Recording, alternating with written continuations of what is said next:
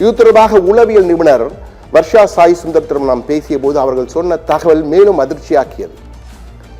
இது போன்ற விளையாட்டுகள், ஆன்லைன் விளையாட்டுகள் கொஞ்சம் கொஞ்சமாக ஒவ்வொருவரையும் அவர் அந்த விளையாட்டின் பிடிக்குள் இழுத்துக் கொள்கின்றன, வலையிலே இழுத்துக் கொள்கின்றன.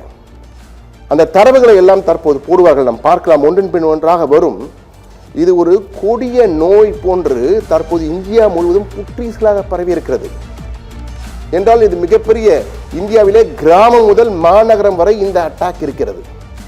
இந்த கொரியன் விளையாட்டுகளை, கொரியன் சீரியஸ் நிறைய இருக்கிறது, கொரியன் பாப், கே பாப் என்கிறார்கள், ஜென் சி என்ற தலைமுறை, ஜென் ஆல்பா தலைமுறையும் குறிவைக்கப்பட்டிருக்கிறது.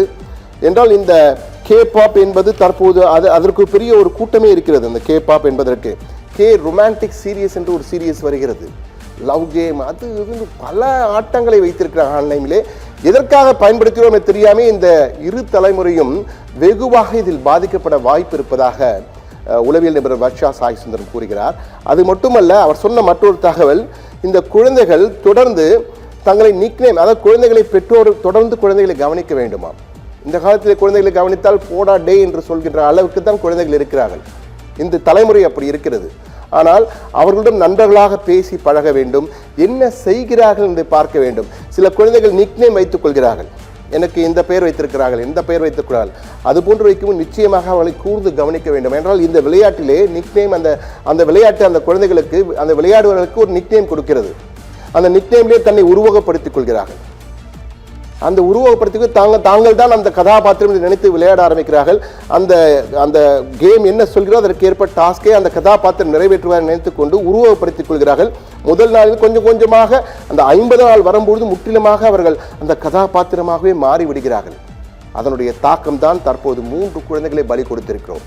இது அதிகாரப்பூர்வமாக பதிவு செய்யப்பட்டு இது போன்ற பல நிகழ்வுகள் இந்தியாவில் நடந்து கொண்டிருக்கின்றன, தினந்தோறும் நடந்து கொண்டிருக்கின்றன.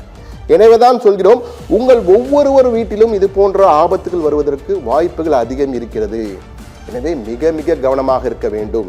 இந்த கேம் விளையாடுவோர் எல்லோருமே மெய்நிகர் பாத்திரங்களாக தம்மை கருதி கொண்டு அந்த பாத்திரங்களாகவே நடைபெற ஆரம்பித்து விடுகிறார்கள். அவர்கள் இந்த தனிமையில் இருக்கும்பொழுது அந்த கேம் தான் அவர்களுக்கு எல்லாமே.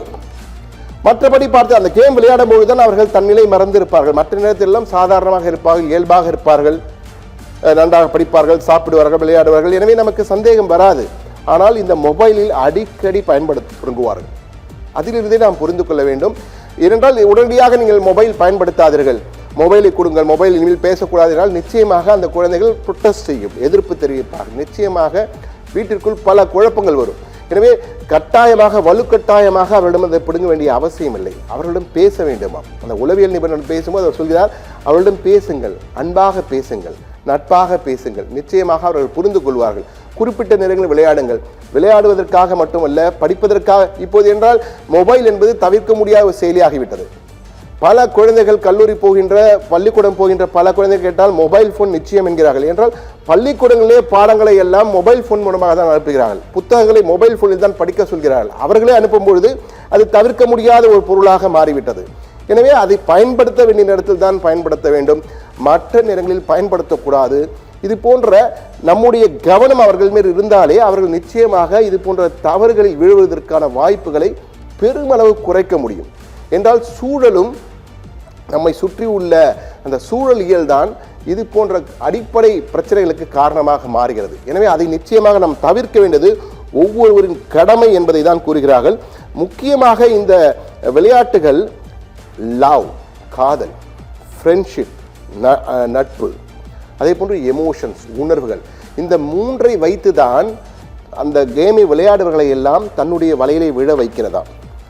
என்றால் அதிலே பெரும்பாலான குழந்தைகள் தற்போது நிறைய பேர் we love Korean, we love அந்த குழந்தை, இந்த 3 குழந்தைகள் இருந்து இந்த காசியாபாத்தில் இருந்த குழந்தைகள் என்ன சொல்லியிருக்கிறது என்றால், நான் பெரியவனானால் அந்த கொரியர்களை தான் கல்யாணம் செய்து கொள்வேன், கொரிய மாப்பிள்ளை, கொரிய இளவரசன் தான் எனக்கு வேண்டும் என்றெல்லாம் எழுதி வைத்திருக்கிறார்கள்.